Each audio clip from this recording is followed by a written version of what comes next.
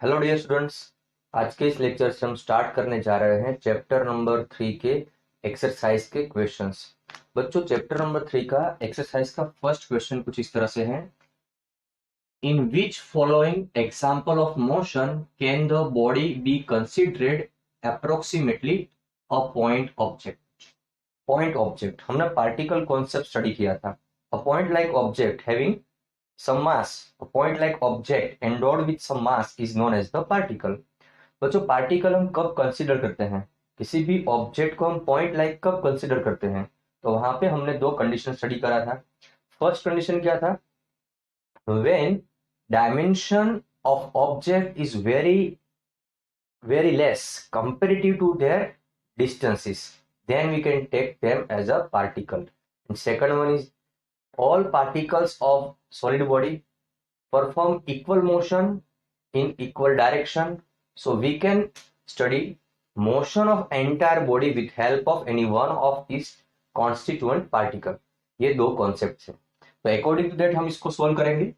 हमारा first question ये है, railway carriage moving without jerk between two station. क्या हम इसमें रेलवे को as a point like consider कर सकते हैं? बच्चों सोचिए, सपोज कि हमारे पास यहाँ पे एक स्टेशन ए है और दूसरा स्टेशन बी है ना।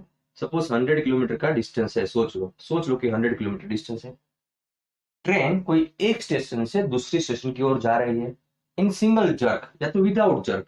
सो क्या होगा? जो डायमेंशन ऑफ ट्रेन है ना, उसका डायमेंशन ये डिस्टेंस के कंपेयर में बहुत ही छोटा होगा। तो इस हिसाब से हम ट्रेन को एज अ पार्टिकल कंसिडर कर सकते हैं बच्चों। तो हमारा आंसर ए होगा yes, we can consider as a particle। Then we move forward for the second sum।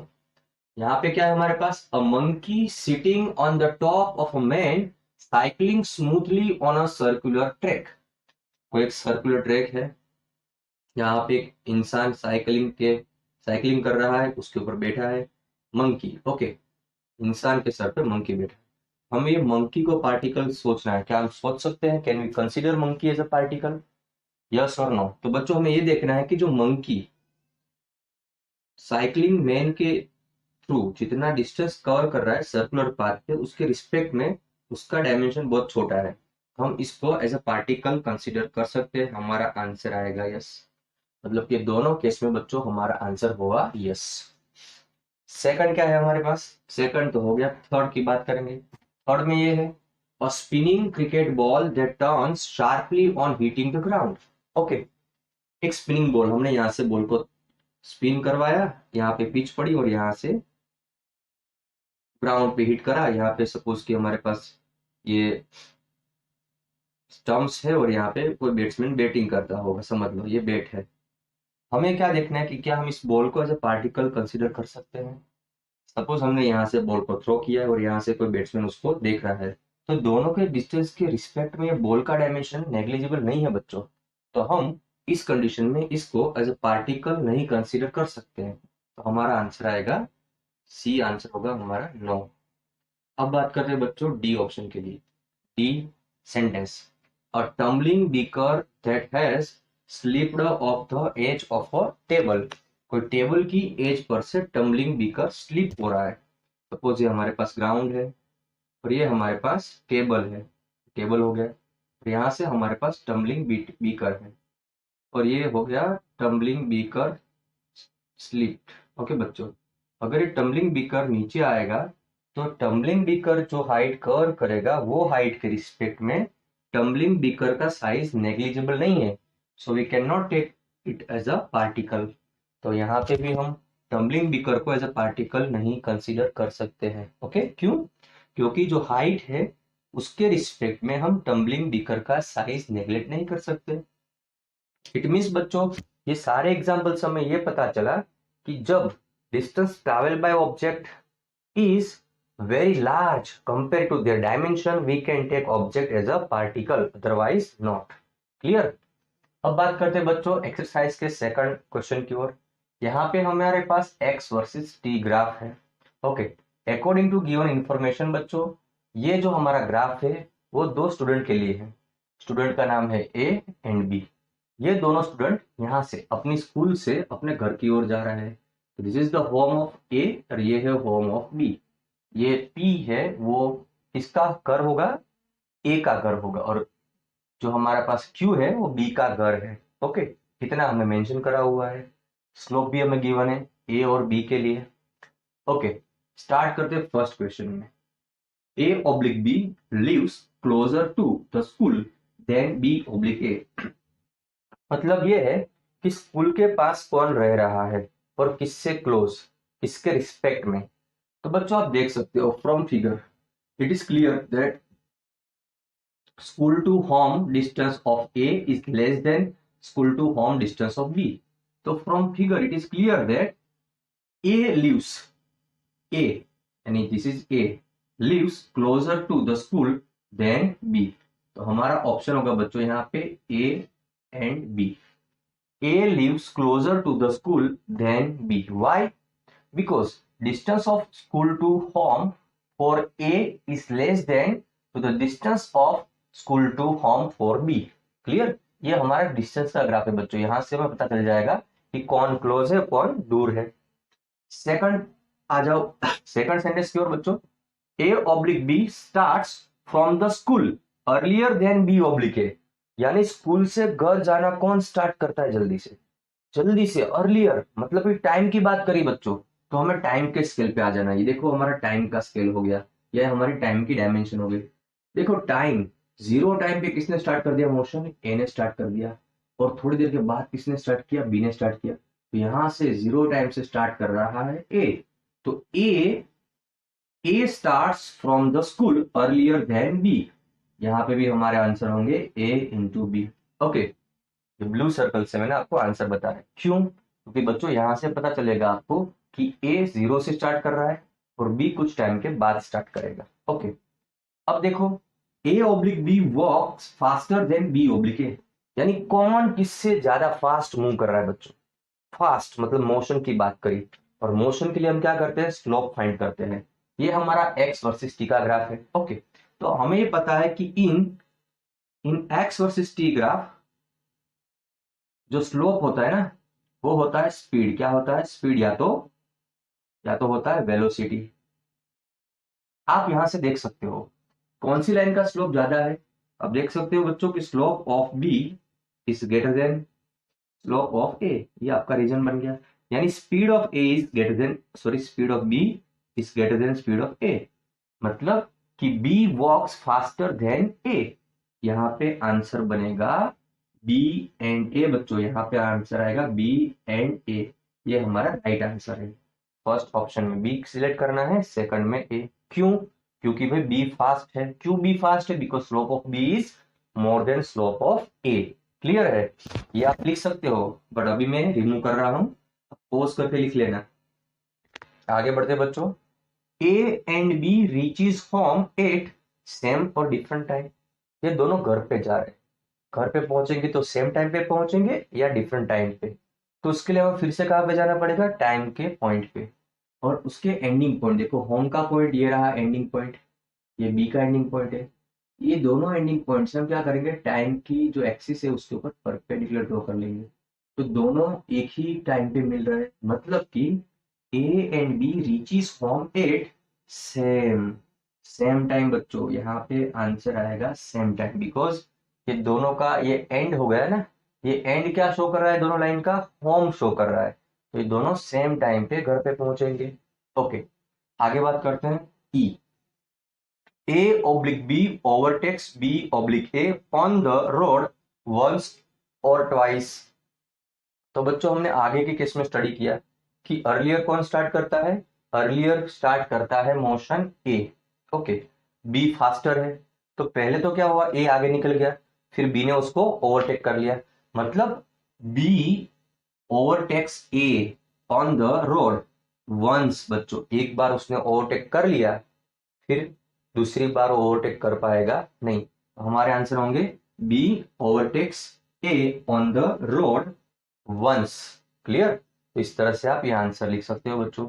इसके अलावा ग्राफ के लिए आपको कोई भी क्वेरी है तो हमने हमारे चैनल पे ग्राफ का वीडियो भी अपलोड करा हुआ है, आप उसको जाके भी अपने कॉन्सेप्ट को क्लियर कर सकते हो। अब मूव करते हैं नेक्स्ट। बच्चों अब हम स्टडी करेंगे एक्सरसाइज का 3 नंबर का क्वेश्चन।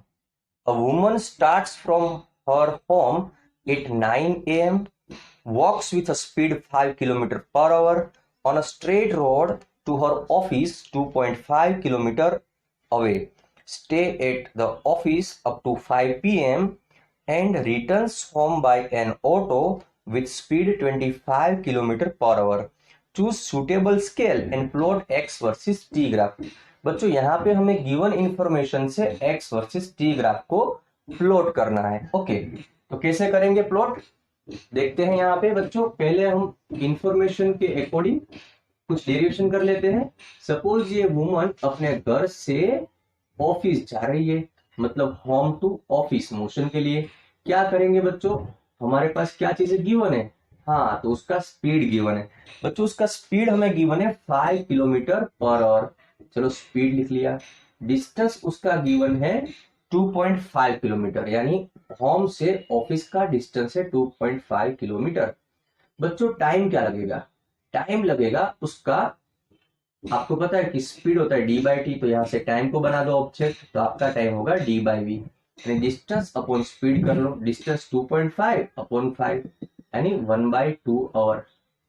बच्चों 1/2 आवर को आप क्या लिख सकते हो, 1/2 आवर को आप लिख सकते हो 30 मिनट।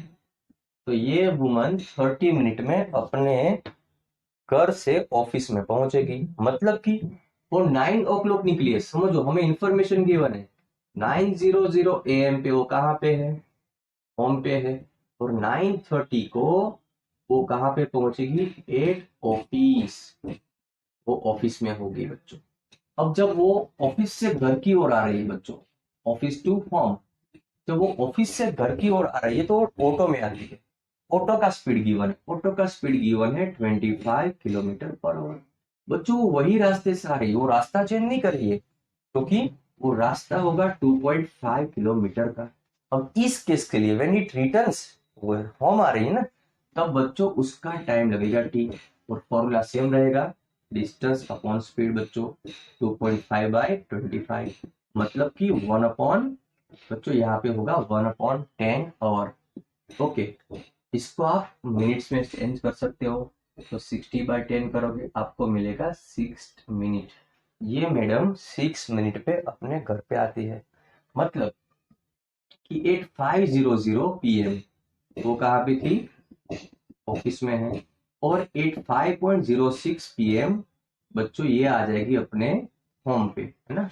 तो यहाँ पे इतना टाइम का और डिस्प्लेसमेंट का वेरिएशन होता है। तो हम क्या करेंगे, एक्स वर्सेस टी ग्राफ को ड्रॉ करेंगे बच्चों। तो फर्स्ट ऑफ ऑल हम क्या करेंगे, एक एक्स वर्सेस टी ग्राफ के लिए, ये जो हम एक्स वर्सेस टी ग्राफ बना रहे हैं ना, इसका मतलब ये होता है कि हमें वाई एक्सिस पे डिस्प्लेसमेंट को ड्रॉ करना है या पोजीशन को ड्रॉ करना है, और एक्स एक्सिस पे टाइम को ड्रॉ करना होगा। ये हमारा एक्स हो गया मीटर या तो सेंटीमीटर, बट बच्चों यहाँ पे हम करेंगे किलोमीटर में, क्योंकि डिस्टेंस किलोमीटर में है। और यहाँ पे हमारा होगा मिनट एंड आवर का स्केल, बच्चों ये हमारा होगा मिनट एंड आवर का स्केल, हम यहाँ पे टाइम ही लिख देते हैं। ओके, और हमारा स्केल होगा आवर में, मिनट आवर के लिए। अब ये हमारा 0 हो गया ओ, और यहाँ पे हम 9 AM लिखेंगे, ये वुमन घर पे है। ओके, अब यहाँ टाइम कब तक काउंट करना है, हमें 5 तक करना है। तो हम एक्स एक्सिस पे 1 सेंटीमीटर इक्वल टू 1 और ले लेते हैं, और वाई एक्सिस पे बच्चों, वाई एक्सिस पे हम 1 सेंटीमीटर के लिए क्या करेंगे, 1 सेंटीमीटर के लिए बच्चों हम कर लेंगे 1 किलोमीटर, समझ लो, है ना। तो हमारे पास कुछ इस तरह से ग्राफ होगा। आप ग्राफ पेपर के अंदर 1 सेंटीमीटर बाय 1 सेंटीमीटर के बॉक्स भी बना सकते हो। चलिए हम यहाँ पे बॉक्स बना लेते हैं बच्चों। सपोज ये हमारे सारे 1/1 के ब्लॉक्स है, ये सारे के सारे ब्लॉक्स हमारे कौन से हैं, 1/1 सेंटीमीटर के हैं। मेरे पास तो प्रॉपर स्केल नहीं है, बट आप अपनी स्केल से भी ड्रॉ कर सकते हो, है ना। ये 1 सेंटीमीटर हो गया, ये 2 सेंटीमीटर होगा, ये 3 सेंटीमीटर। ऊपर की लाइन में तो मुझे ड्रॉ करनी नहीं है, तो मैं इसको मिटा दूंगा। ये मिट गया, ये मिट गया। बहुत इजी है बच्चों, ड्राइंग करना है, समझो। ये 9 mm, ये हो गया 10, ये हो गया 11, ये 12, ये 1 2 3 4 5 6 आवर, ओके, और ये 7 आवर। अब देखो वो पहले 9 AM पे कहाँ पे थी, अपने घर पे थी, ओके। उसका ऑफिस कहाँ पे है बच्चों, तो उसका ऑफिस है 2.5 किलोमीटर, यानी ये 1 ये 2 और यहाँ पे मिडल पॉइंट होगा वो हमारा 2.5 होगा, और यहाँ पे उसकी ऑफिस होगी बच्चों, ये हमारा 3 किलोमीटर है। तो ये पॉइंट, ओके। अब कितने टाइम में पहुंचती है वो ऑफिस, ऑफिस के लिए 30 मिनट, तो वो 9 को निकलेगी और 9:30 पे ऑफिस में पहुंचेगी। ये पॉइंट और ये पॉइंट को मिला देंगे तो यहाँ पे हमें कॉमन पॉइंट मिलेगा बच्चों, यहाँ से हम लाइन ड्रॉ कर लेंगे, नीचे कर लिया, ओके। अब वो क्या करेगी, ऑफिस में रहेगी, कब तक रहेगी बच्चों, 5 o'clock तक। यहाँ पे ये हमारा 5 PM है, यहाँ से निकली लाइन और सीधी लाइन रहेगी क्योंकि वो ऑफिस में ही है, ओके। अब वो वहां से 6 मिनट में अपने घर पे आएगी, तो यहाँ से शार्प लाइन निकलेगी और ये रही 6 मिनट बच्चों।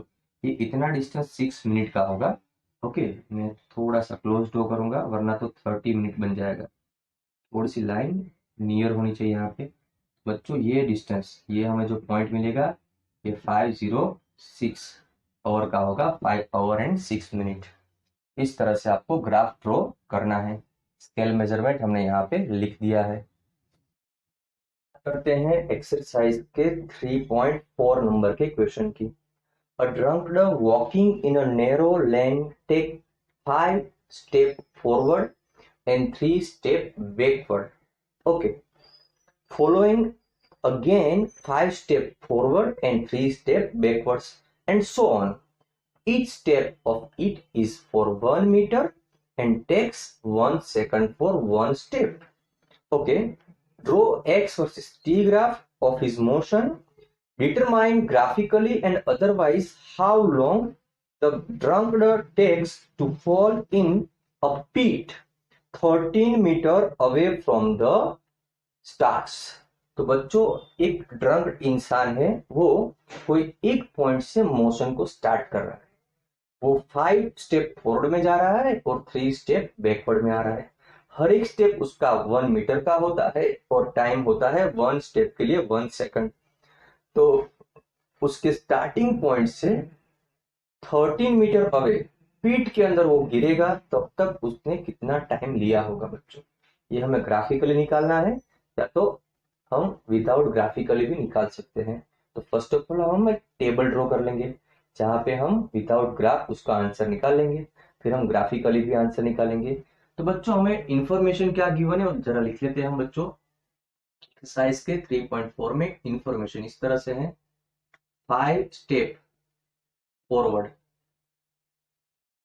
एंड 3 स्टेप बैकवर्ड बच्चों। वो 5 स्टेप फॉरवर्ड हो रहा है, मतलब क्या को क्या करना है, 5 मीटर प्लस करना है और 3 मीटर माइनस करना। ओके, टाइम क्या होगा बच्चों, टाइम हमेशा +5 करना है और टाइम +3, क्योंकि टाइम हमेशा बढ़ता रहता है। ये प्रोसेस हमें टेबल के अंदर फॉलो करनी है। आप समझ सकते हो कैसे हम करेंगे। देखिए ये हम टेबल बना रहे हैं, ओके, ये हमने टेबल बना दिया। अब ध्यान से देखिए कि इनिशियल टाइम t = 0 था, ओरिजिन भी बोल लेते हैं। फर्स्ट टाइम हुआ 5 सेकंड बच्चों, 5 सेकंड में उसने 5 स्टेप फॉरवर्ड मूव किया, मतलब कि 5 मीटर का डिस्टेंस कवर किया। तो यहाँ पे हम डिस्टेंस लिखेंगे बच्चों 5 मीटर, ये हमारा डिस्टेंस होगा इन मीटर में। अब क्या होगा, अब उसने 3 सेकंड के अंदर 3 मीटर बैकवर्ड आया, ओके, यानी टाइम तो बढ़ेगा बच्चों, टाइम बढ़ेगा।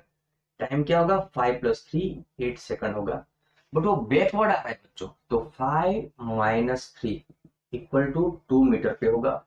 Means at the end of 8 second वो कहां पे होगा, 2 मीटर पे ही होगा। अब क्या करेंगे, अब वो फिर से फॉरवर्ड में जाएगा, बैकवर्ड तो आ गया, अब 5 मीटर फॉरवर्ड में जाएगा बच्चों।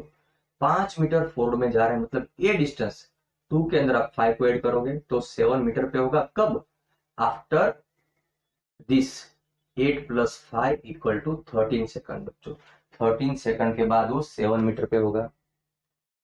अब फिर से क्या करना है आपको, 13 + 3 करना है, क्योंकि 3 सेकंड में वो बैकवर्ड आएगा, तो टाइम तो ऐड होगा, टाइम यहाँ पे 16 सेकंड होगा, पर डिस्टेंस कम होगा, कितना होगा, 7 - 3 करो बच्चों, तो आपका आंसर आएगा 4 मीटर। यानी वो हर एक सेकंड के बाद 2 मीटर आगे बढ़ रहा है, यानी ईच सेकंड के अंदर वो 1 मीटर आगे बढ़ रहा है। ये हमें समझ में आया। आगे बढ़ते हैं बच्चों। अब 3 के बाद क्या आएगा? 5 स्टेप। 5 स्टेप है तो आप क्या करोगे? 16 + 5 करोगे, यहाँ पे आएगा आपका 21। यहाँ पे आपको 4 + 5 करना है, 5 स्टेप फॉरवर्ड जा रहे हैं, तो यहाँ पे क्या आएगा?